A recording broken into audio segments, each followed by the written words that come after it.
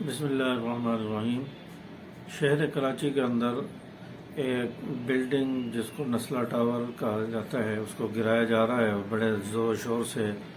اس کو گرانے کا کام جاری ہے، اور جس کے بارے میں وہاں کے مکین بتاتے ہیں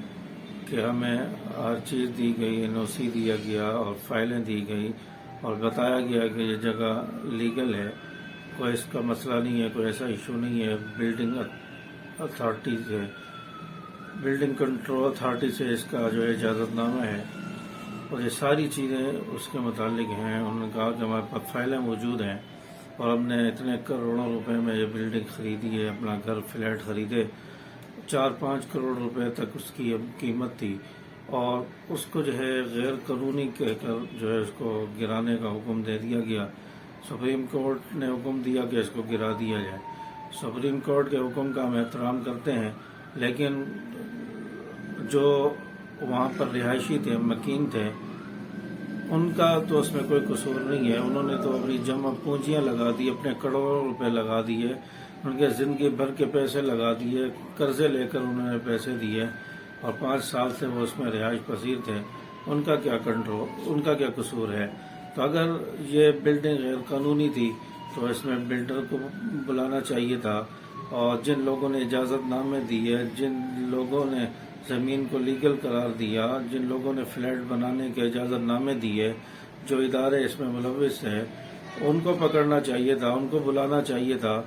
اور ہونا تو یہ چاہیے تھا کہ فیصلہ ہوا اس کو گرانا ہے، اور اس کو گرانے سے پہلے جو اس میں رہنے والے مکین تھے، اس کے رہائشی تھے، ان کے لیے بھی تو کوئی متبادل جگہ کا انتظام کرنا تھا۔ تو ہونا تو یہ چاہیے تھا کہ اس کا ایک ٹائم دیا جاتا بلڈرز کو، یا جو ادارے ملوث تھے ان کو ٹائم دیا جاتا، وقت دیا جاتا کہ اتنے عرصے میں آپ نے ان مکینوں کو، نسلہ ٹاور کے رہائشیوں کو آپ نے جو ہے رقم ادا کرنی ہے، اور اتنی رقم ادا ہونے کے بعد پھر اس کو گرا دیا جائے گا، اس کو گرانے کا حکم دیا جائے گا، تاکہ یہ جو مکین تھے نسلہ ٹاور کے، یہ کسی متبادل جگہ پر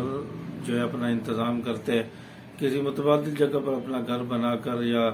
خرید کر، اپنی پراپرٹی خرید کر وہاں پر رہتے، لیکن ایسا نہیں کیا گیا، اور کہا گیا کہ ان کو معاوضہ ملے گا، ان کو پیسے ملیں گے، بلڈر دے گا، اس کے بعد گرانے کا حکم دے دیا گیا اور کہہ دیا گیا کہ گھروں کو خالی کرو، فلیٹوں کو خالی کرو، اور ان کو خالی کرنے کا حکم دے دیا گیا۔ اب یہ بیچارے جو بے گھر ہوئے ہیں کہاں جائیں گے؟ یہ کس کے پاس رہیں گے؟ انہوں نے اپنا گھر کہاں، ان کے پاس تو کوئی دوسری جگہ بھی نہیں تھی، کس کے پاس انہوں نے رہنا ہے؟ ان بیچاروں کو در بدر کی ٹھوکریں کھانے پر مجبور کر دیا گیا، بے گھر کر دیا گیا۔ ان کا مکینوں کا تو کوئی قصور نہیں تھا، ان کے پاس تو NOC تھی، فائلیں تھی، ان کا تو کوئی قصور نہیں تھا۔ قصور تو ان اداروں کا تھا جنہوں نے اجازت نامے دیے، جنہوں نے جگہ کو لیگل قرار دیا، جو بلڈر تھا جس نے اس کو تعمیر کیا، ان کو تو کسی نے نہیں پکڑا، ان کو تو کسی نے کوئی سزا نہیں دی، نہ اس ادارے کو جنہوں نے اجازت نامے دیے ان کو بھی کسی نے نہیں کچھ کہا۔ قصوروار وہ غریب ہو گئے جنہوں نے اپنی جمع پونجی لگا کر فلیٹ خریدے۔ تو یہ یہاں پر ہو رہا ہے، اور ان لوگوں کا اب کیا حال ہوگا یہ تو وہ جانتے ہیں، جن لوگوں نے اپنی جمع پونجی اپنے سامنے اپنی آنکھوں سے برباد ہوتے ہوئے دیکھ رہے ہیں، تباہ ہوتے ہوئے دیکھ رہے ہیں، ان پر کیا دورے پڑ رہے ہوں گے، ان کے دل میں کیا ارمان ہوں گے، وہ کیسے اس کو برداشت کر رہے ہوں گے، کیسے انہوں نے صبر کا دامن پکڑا ہوا ہوگا۔ تو آنن فانن جو ہے ان کی جائیدادوں کو تہس نہس کر کے رکھ دیا گیا، تباہ و برباد کر کے رکھ دیا، لوگوں کی پراپرٹیوں کو بیڑا غرق کر دیا گیا۔ یہاں تو 50 لاکھ گھر تعمیر کرنے کا کہا تھا، لیکن ہمیں تو آج تک 50 لاکھ گھر تعمیر ہوتے ہوئے تو نظر نہیں آئے، لیکن گرتے ہوئے ضرور نظر آ رہے ہیں۔ 50 لاکھ گھروں کو ہم گرتا ہوا تو دیکھ رہے ہیں کہ ان کو گرایا جا رہا ہے، اور کراچی کو پہلی حالت میں لایا جا رہا ہے۔ جب پاکستان بنا تھا، کراچی بالکل چٹیل میدان تھا، چند گھر تھے اور پرانے گھر تھے، اس حالت میں کراچی کو لانے کا منصوبہ ہے، اور کہا جا رہا ہے کہ ہم کراچی کو پرانی حالت میں لائیں گے، اور ان لوگوں کو یا تو مار دیا جائے یا تو ان کو پھانسیاں دے دی جائے جو گھر آباد کر کے وہاں پر رہائش پذیر ہیں، یا ان کو زہر دے کر ان کو جو ہے قبرستانوں میں پہنچا دیا جائے. اس کے بعد آپ سارے گھروں کو گرا دیں، سارے جتنے بھی آبادیاں ہیں ان کو مسمار کر دیں، بلڈوزر چلا دیں، اور اس کے بعد کراچی واپس اپنی اصلی حالت میں جس طرح پہلے شروع میں تھا اس طرح ہو جائے گا، اور نہ کوئی ہوگا، نہ کوئی لڑائی ہوگی، نہ جھگڑا ہوگا، نہ کوئی فلیٹ بنیں گے. تو اس طرح کر دیا جائے، اور یہ حکم نامہ دے دیا گیا یا بم مار کر سب کو گرا دیا جائے اور سارا صفایا ہو جائے. تو اس لیے اسلام اس چیز کی اجازت نہیں دیتا کہ کسی کی جائیدادوں کو اس طرح جو ہے مسمار کر دیا جائے، اس طرح تباہ کر دیا جائے، اور کسی کے ساتھ اس طرح کے معاملے کیے جائیں.